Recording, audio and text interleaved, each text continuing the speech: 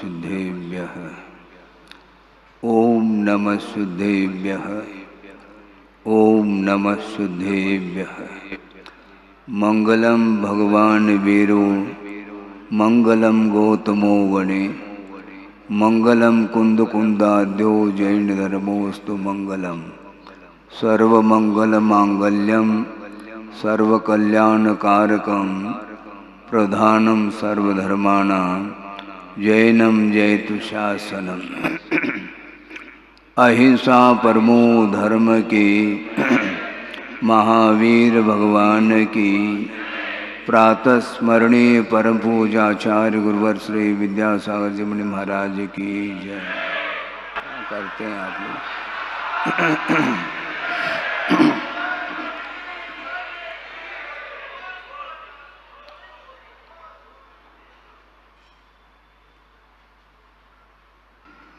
अतीत काल में मैं इसलिए कह रहा हूँ कि जीव उत्पन्न नहीं होता, न मरण को प्राप्त होता है, किंतु भिन्न भिन्न अवस्थाओं को प्राप्त करता हुआ अनंत काल से संसार में परिभ्रमण कर रहा है।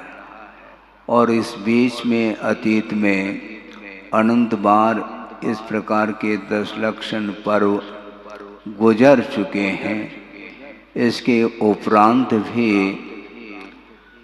कालुष भाव का अभाव अभी तक नहीं हो पाया। बड़ा आश्चर्य लगता है, विस्मय होता है, किंतु आचार्य कहते हैं इसमें विस्मय के लिए कोई गुंजाइश नहीं, क्योंकि यह स्वभाव जैसा बना हुआ है संसारी प्राणी का। जबकि क्रोध करना, मान करना, माया और लोभ करना यह आत्मा का स्वभाव नहीं है। किंतु आत्मा का स्वभाव नहीं होते हुए भी कदम कदम पर संसारी प्राणी पर वस्तुओं को लेकर के क्रोधादिक भाव कर लेता है, जिसके कारण धर्म का अभी तक परिचय नहीं हो पाया है। धर्म का एक बार परिचय हो जाए, एक बार स्वभाव का बोध हो जाए, स्वरूप का परिज्ञान हो जाए, तो शायद क्रोधादि कषाय हमेशा हमेशा के लिए समाप्त हो सकते हैं। किंतु बार बार समझाने के उपरांत भी इसकी मति सुधरती नहीं, बुद्धि सुधरती नहीं। भगवान के चरणों में जाने के उपरांत भी परिणामों में यदि निर्मलता नहीं आती है, तो ऐसा कौन सा क्षेत्र है, ऐसा कौन सा स्थान है, ऐसा कौन सा वातावरण है जहाँ पर जा करके परिणामों में उज्ज्वलता आ सके। परिणामों में उज्ज्वलता जो आती है अपने आत्मगत पुरुषार्थ के माध्यम से ही उज्ज्वलता आती है। मैं इसलिए कह रहा हूँ कि आगमकार ये कहना चाहते हैं, परमार्थ क्षेत्र में आत्मा की जो उन्नति होती है उसमें 2 प्रकार के कारण होते हैं। एक भीतरी कारण होता है और एक बाहरी अर्थात बहिरंग कारण होता है। और बहुत गौर से आप सोचेंगे, समझेंगे, मनन चिंतन भी करेंगे, निरंतर आगम के आधार से आप लोगों को वस्तु तत्व का परिज्ञान हो सकता है, यदि मनोयोग के साथ आप उस विषय को सुनते हैं। तो मैं ये कह रहा हूँ कि आत्मा का स्वरूप नहीं होते हुए भी क्रोधादि कषाय उत्पन्न होते चले जा रहे हैं। बहिरंग कारण और अंतरंग कारण को लेकर के थोड़ा सा विषय आपके सामने रखूंगा। देव, गुरु और शास्त्र ये आत्मगत परिणामों को उज्जवल बनाने के लिए ये अंतरंग कारण नहीं है, ये लेकर के रखिए, ये बहिरंग कारण हैं। और बहिरंग कारणों का समागम अतीत अनंत काल में अनंत बार हुआ है, इसके उपरांत भी वह कार्य संपादित क्यों नहीं हो पाया, बहुत बड़ा प्रश्न चिन्ह खड़ा है। किंतु आचार्य कहते हैं, आगमकार ये कहना चाहते हैं, इसमें प्रश्न चिन्ह इसलिए खड़ा हुआ है कि मात्र बहिरंग कारण के द्वारा कार्य संपादित नहीं होता, किंतु बहिरंग कारण से भी महत्वपूर्ण कारण अंतरंग कारण माना जाता है। और अंतरंग कारण की ओर दृष्टि नहीं है, अंतरंग साधना की ओर यदि दृष्टि नहीं है, तो इस प्रकार के बहिरंग साधन आपके लिए कई बार प्राप्त हो सकते हैं, किंतु उसका सदुपयोग करने के लिए पुरुषार्थ की बड़ी आवश्यकता है। न जाने कौन कौन से परिणामों को लेकर के संसारी प्राणी खड़ा हो जाता है। आप लोग व्यवसाय करते हैं, व्यापार आदि करते हैं, उसमें तो अनेक प्रकार के भाव आपके अंदर आ सकते हैं, क्योंकि वित्त का उपार्जन करना एक आपका कार्य है और वहां पर अनेक प्रकार के भाव आपके भीतर उत्पन्न हो सकते हैं। वहां पर स्वार्थ सामने खड़ा रहता है, किंतु परमार्थ को प्राप्त करने के लिए अर्थ को गौण करना पड़ता है, स्वार्थ परायणता गौण करनी पड़ती है। और इस प्रकार के देश शास्त्र गुरु का जो समागम हो जाता है, वह भी एक पुण्य का ही परिणाम, एक प्रतिफल समझता हूं। किंतु पुण्य के उदय से सच्चे देव शास्त्र गुरु का समागम प्राप्त होने के उपरांत भी उसका सदुपयोग करने के लिए 7 से पुण्य की आवश्यकता पड़ती है, ये ध्यान रखें। प्रभु के निकट जाते हैं आप लोग, गुरु के निकट भी बैठ सकते हैं। इसके उपरांत भी आचार्य कहना चाहते हैं कि साधन, मोक्ष मार्ग के योग्य साधन उपलब्ध होने के उपरांत भी वह साधन तब सार्थक सिद्ध होते हैं जब हमारा उद्देश्य भी पवित्र हो।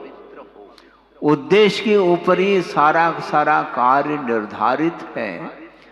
अच्छे साधन मिलने के उपरांत भी उद्देश्य हमारा उज्जवल होना चाहिए, उसके बिना उन साधनों का कोई भी प्रभाव आत्मा के ऊपर नहीं पड़ सकता। अनंतकालीन जो कषाय के संस्कार हैं, उन क्रोधादि कषायों को दग्ध करने के लिए, उनको समाप्त करने के लिए बहुत सावधानी की आवश्यकता है। निरपेक्ष भाव के साथ यदि हम प्रभु और गुरु की आराधना करते हैं, आगम का स्वाध्याय आदि करते हैं, तो उसके माध्यम से आपको ज्यादा समय लगने वाला नहीं है। बहुत अल्प काल में वो सारा का सारा कालुष भाव समाप्त हो सकता है। इसलिए कह रहा हूं, क्योंकि धार्मिक क्षेत्र में हम लोग अनुष्ठान आदि बहुत कर रहे हैं, करते आए हैं, इसके उपरांत भी वो कालुष भाव समाप्त अभी तक क्यों नहीं हुआ। ये प्रथम बार 10 लक्षण पर्व नहीं आ रहा है हम लोगों के बीच में। शहर में भले पहली बार आया हो, ये बात अलग है, किंतु अनंत बार 10 लक्षण पर्व गुजर गया है, अभी भी होश हवास नहीं है। ऐसी स्थिति में हमें ऐसा कौन सा पुरुषार्थ करना है जिसके माध्यम से कालुष भाव समाप्त हो जाए। संसारी प्राणी कार्य तो कर लेता है, उसके पीछे कुछ उद्देश्य अलग ही रखता है मन में। व्यवसाय करते हैं, आर्थिक क्षेत्र में, सांसारिक क्षेत्र में उसमें अनेक प्रकार के उतार चढ़ाव आपके मन में भावों की अपेक्षा से आ सकते हैं, किंतु धार्मिक अनुष्ठान करते समय आपका और कोई भी उद्देश्य नहीं होना चाहिए। क्योंकि तत्वार्थ सूत्र आप सुनेंगे, उसमें मंगलाचरण में ही ये बात आई है, मोक्ष मार्ग के नेता को नमस्कार कर रहे हैं आचार्य, किंतु अंत में वो ये कहना चाहते हैं, मोक्ष मार्ग के नेता को नमस्कार किया जा रहा है जिन्होंने कर्म रूपी पर्वतों को समाप्त किया है, नष्ट कर दिया है, और विश्व के समस्त तत्वों को वो जानते हैं। यथार्थ ज्ञान के माध्यम से जिन्हें तत्व का बोध हो चुका है, जो सर्वज्ञ हैं, ऐसे प्रभु की वंदना की जा रही है। किंतु अंतिम चरण में इस विषय को रखा है कि किमर्थम, भगवान की आराधना, धर्म की आराधना करने के पीछे उद्देश्य क्या होना चाहिए, तद्गुण लब्धये अहम वंदे, ऐसा कहते हैं।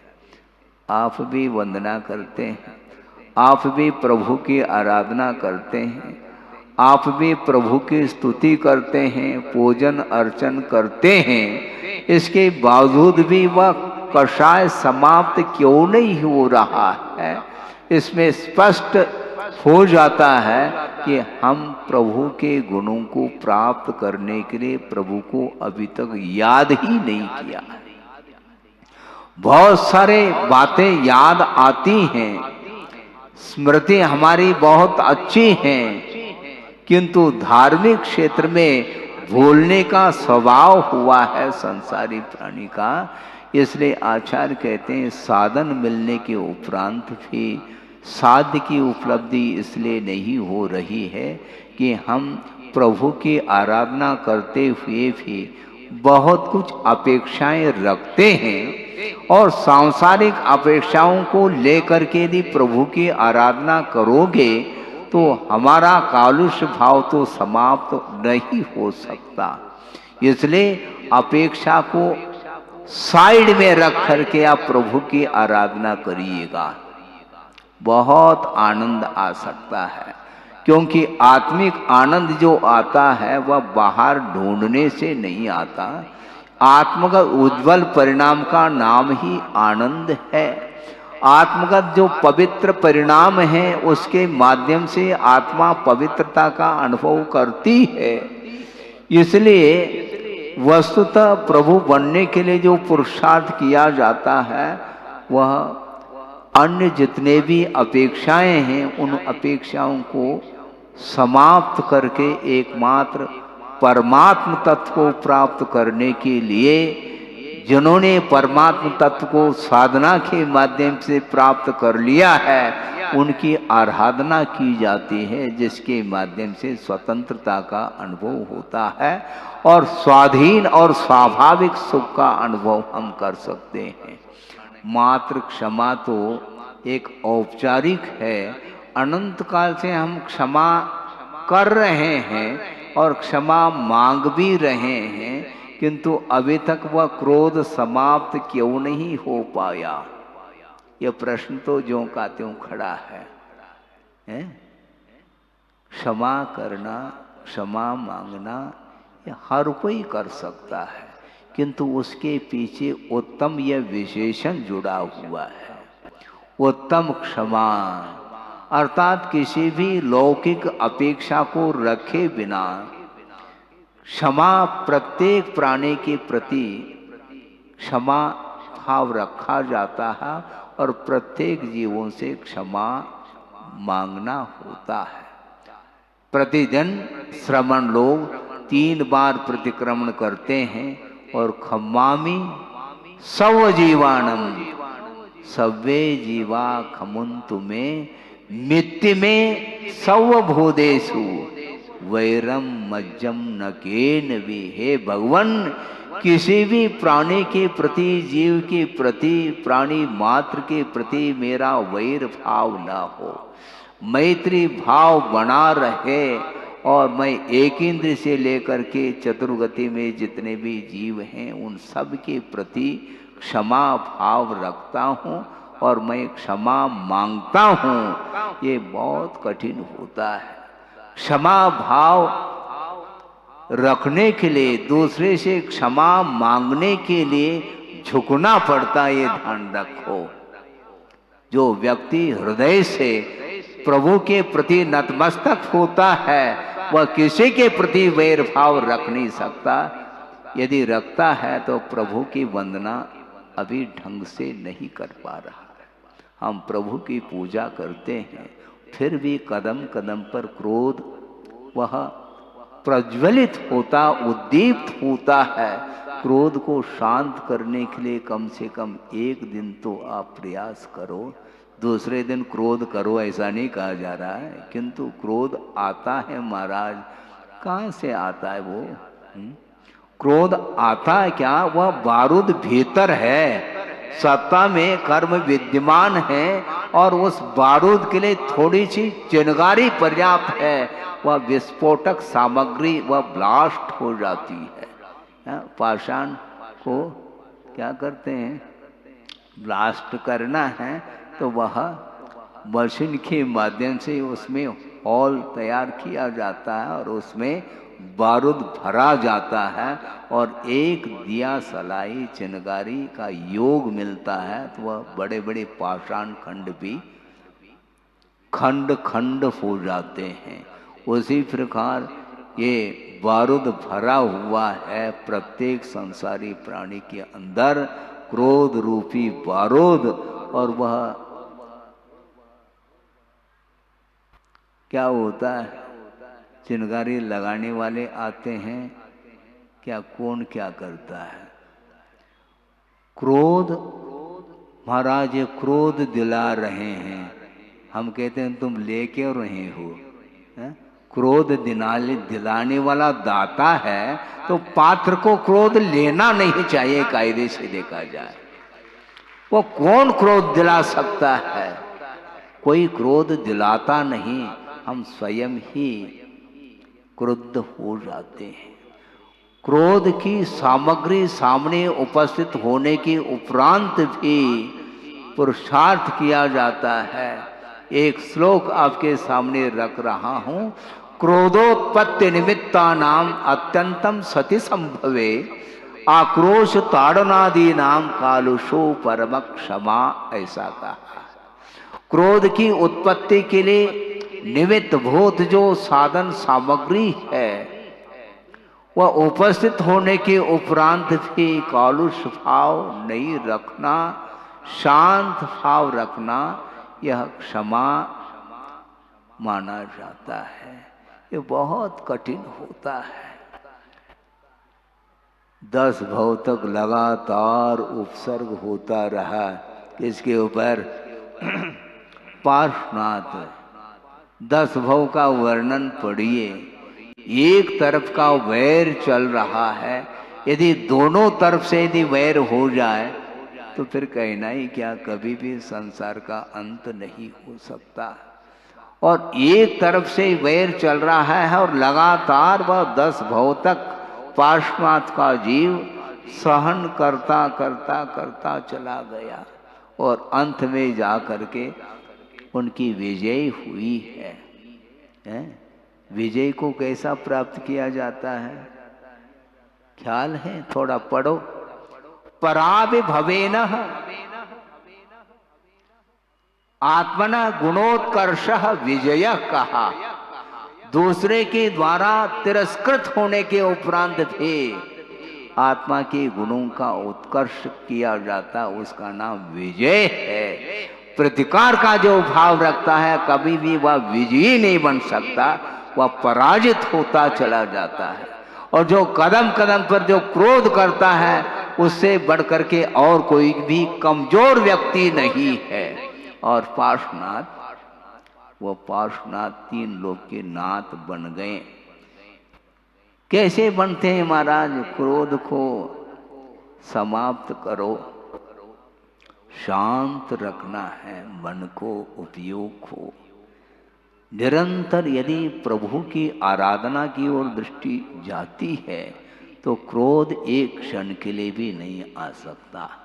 किंतु प्रभु की आराधना छोड़ करके, इस परिसर को छोड़ करके आप बाहर चले जाते हैं, तो मैं आपको पूछना चाहता हूँ, आपके जो अभी परिणाम हो रहे हैं, आप भाव विभोर हो रहे हैं ऐसा लग रहा है, किंतु इस परिसर के बाद भी वह भाव बने रहे, यह प्रभु से प्रार्थना करता हूँ।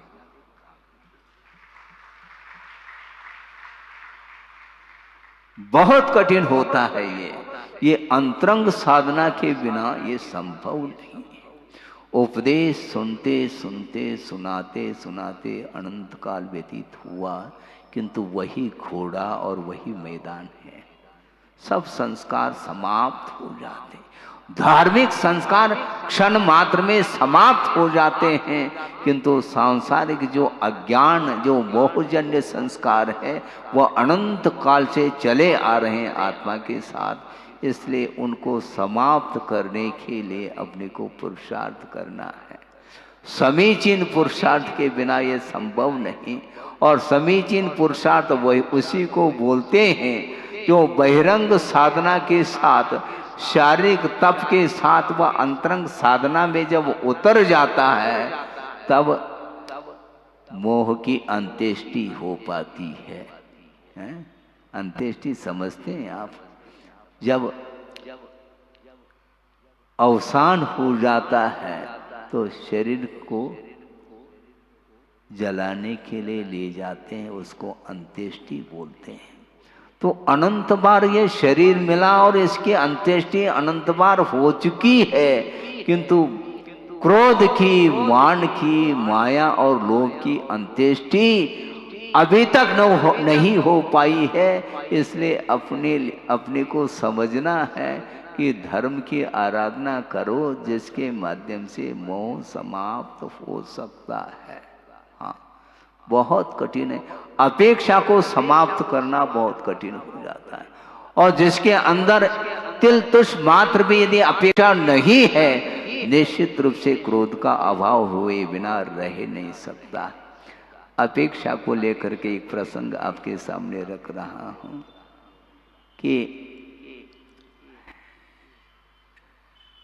छात्र पढ़ रहा है और विद्या अध्ययन करके वह पास हो चुका है, 80 नंबर लेकर के आया है। इसके बाद भी अपेक्षा है किसकी? माता पिताओं की, कि 90 नंबर लेकर के आता तो अच्छा था। 80 नंबर लाया है, उसको लेकर के उसको आत्मसंतुष्टि नहीं हो पा रही है और वो उस छात्र के ऊपर क्रोध कर बैठता है। क्यों? 90 की अपेक्षा थी, 80 लेकर के आया है, जा यहां से।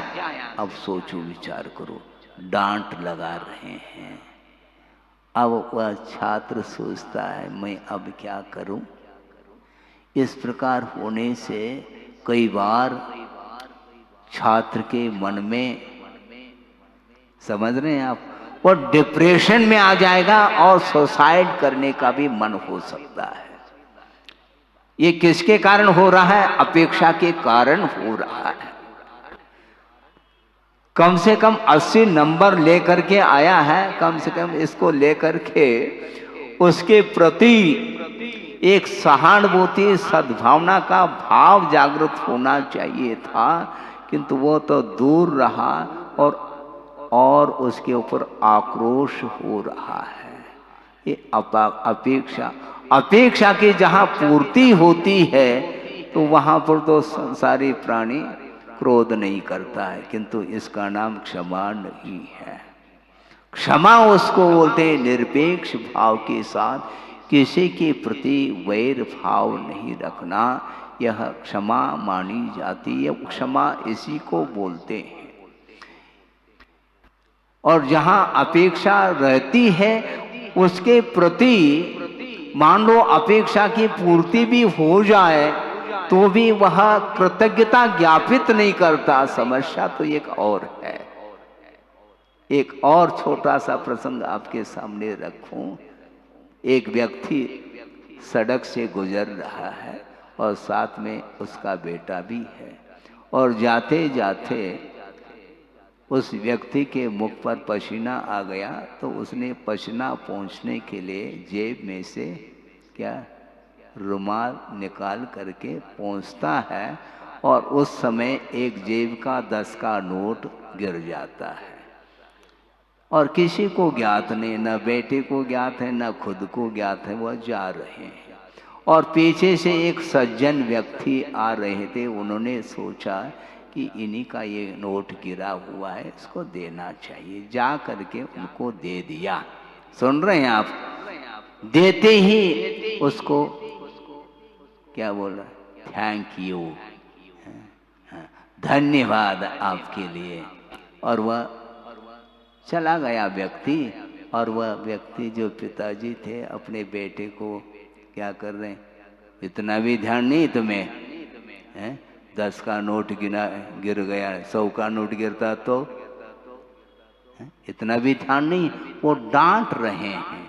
क्यों डांट रहे हैं? क्योंकि बेटे से अपेक्षा है, और जिसने वह नोट दे दिया उसके लिए तो धन्यवाद, क्योंकि उसके प्रति उसकी कोई अपेक्षा थी नहीं, और बिना अपेक्षा के ही उसने जब दिया तो उसके लिए तो धन्यवाद बोल रहा है, और अपने बेटे के प्रति क्रोध हो आ रहा है। सोचो, इसी को बोलते हैं अपेक्षा। इस प्रकार भगवान से भी आप अपेक्षा रख सकते हैं। रखते हैं क्या नहीं? हाँ महाराज, क्यों नहीं रखते हैं। इन दिनों में दुकान अच्छी नहीं चल रही है। हम कहते हैं चक्का लगा दो, फिर दुकान अच्छी चलेगी। दुकान अच्छी चल जाए, दुकान मकान अच्छा चले, हमारा परिवार फला फूला रहे, इस उद्देश्य को लेकर के यदि मान लो आप छत्र भी चढ़ाओगे तो ध्यान रखो उसका प्रतिफल आपको कुछ नहीं मिलने वाला, क्योंकि आपने अपेक्षा रखी है। अपेक्षा के साथ भगवान की आराधना नहीं होती, किंतु कर्म क्षय के उद्देश्य को लेकर के प्रभु की आराधना की जाती है।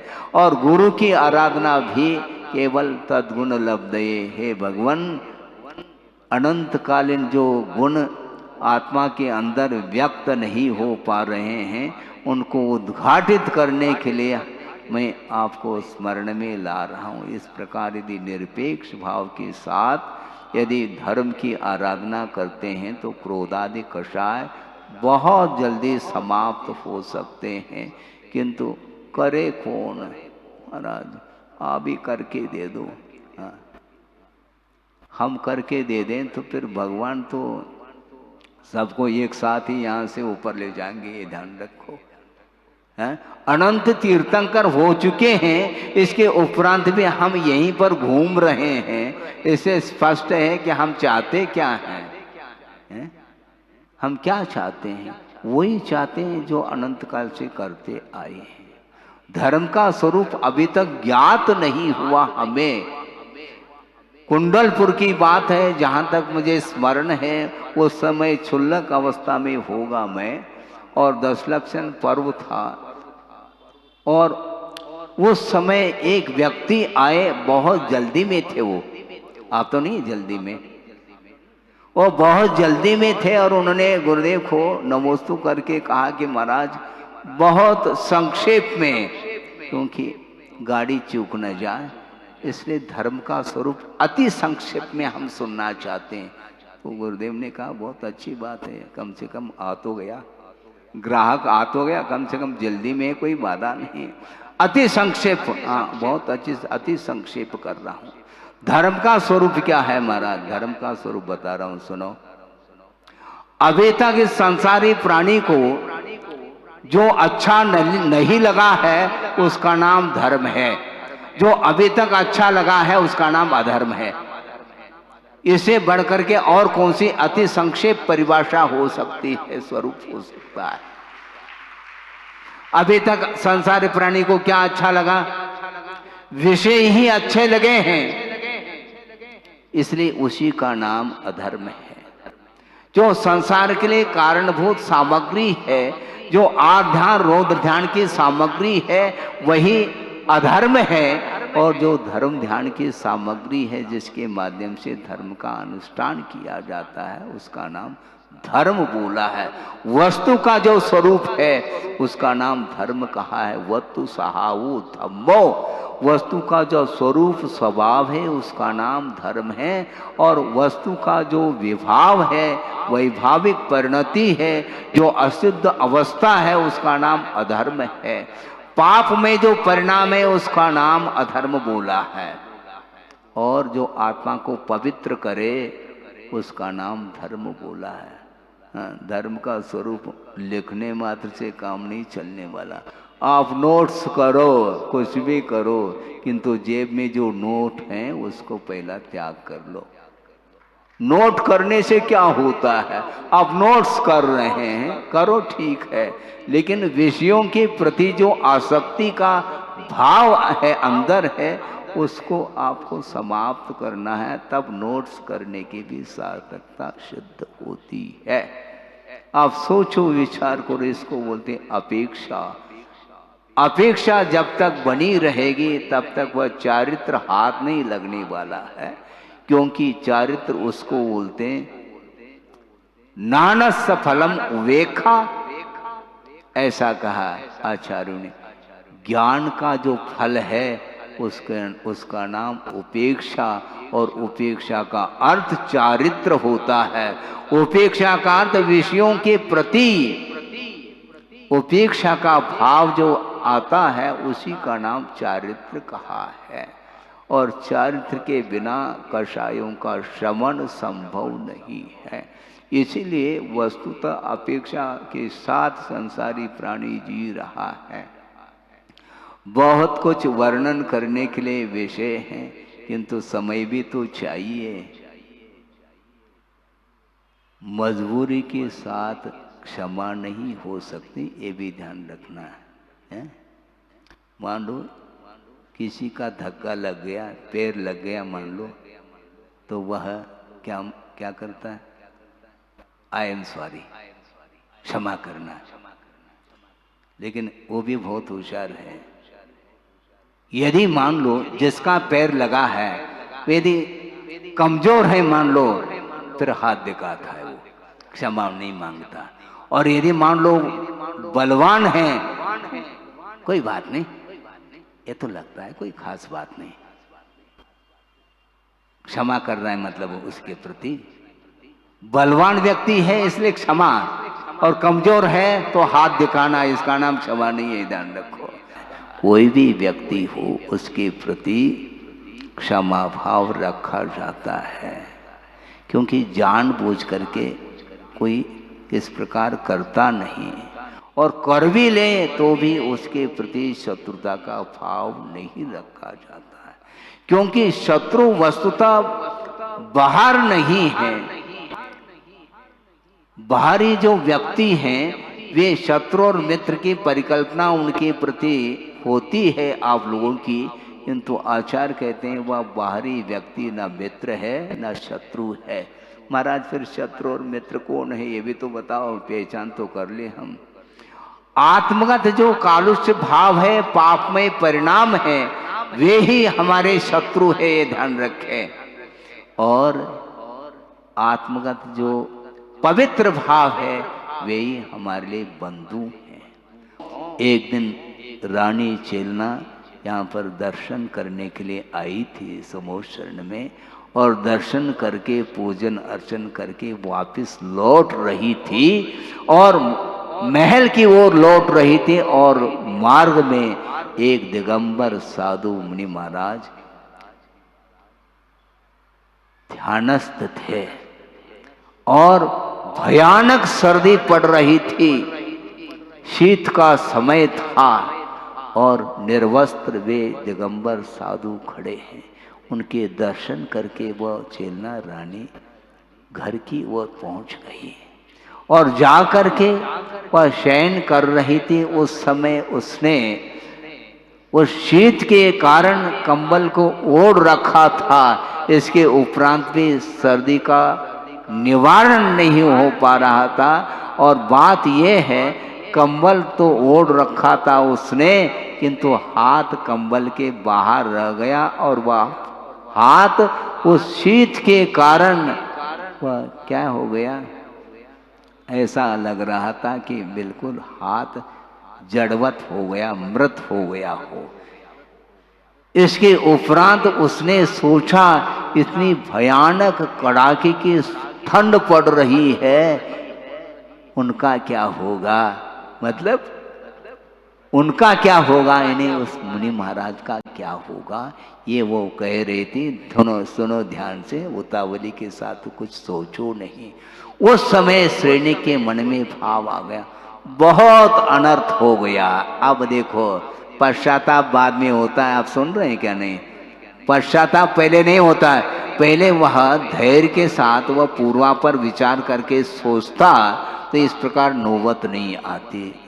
लेकिन धैर्य खो लिया और उसने बेटे के लिए आदेश दिया था कि उस महल को भस्मसात करने के लिए आदेश दिया। अब बहुत बड़ा अनर्थ घटित हो गया मेरे द्वारा, और वह भाग रहा है। कहाँ पर? महल की ओर भाग रहा है तेजी के साथ, बहुत गति, तीव्र गति के साथ वह भाग रहा है। और वह मार्ग में ही देखने को मिलता है, कौन? वही बेटा राजकुमार। और उसको पूछ रहा है, क्यों, तुमने कार्य कर लिया क्या? हाँ कर लिया, आपका आदेश था, आपका आदेश और राजा का आदेश, और आप हमारे पिताजी, और आपके आज्ञा का मैं उल्लंघन कर कैसा सकता हूँ, इसलिए हमने तो आग लगा दी। तो वो बोल रहे, बहुत अनर्थ कर लिया तुमने, क्यों, क्या बात है? इस प्रकार भगवान की वाणी में बात आई है कि वह सारा वृत्तांत उन्होंने सुनाया। सुनने के उपरांत उस बेटे ने कहा कि राजन, पिताजी आप धैर्य रखो। धैर्य कैसे रखें? तुमने आग लगा दी? हाँ बिल्कुल आग लगा दी है, इसमें कोई शक नहीं, किंतु वह आग उस महल तक पहुंचने के लिए पूरा दिन लग जाएगा।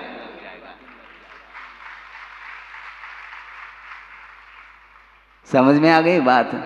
क्योंकि उतावली के साथ करने से ऐसे ही दुर्घटनाएं घटती हैं। उन्होंने बहुत अच्छे तरकीब से, बहुत विवेक के साथ सोच विचार करके राजा के आज्ञा का उल्लंघन भी नहीं किया और अपनी बात भी उन्होंने पूर्ण कर दी।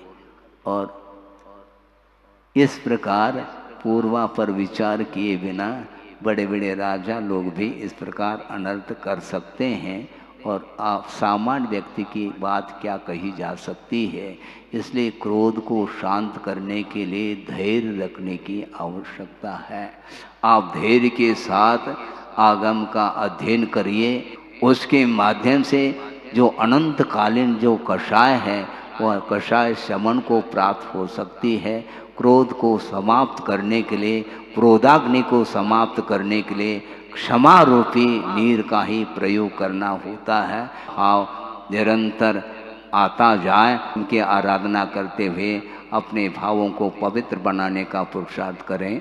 अहिंसा परमो धर्म की जय।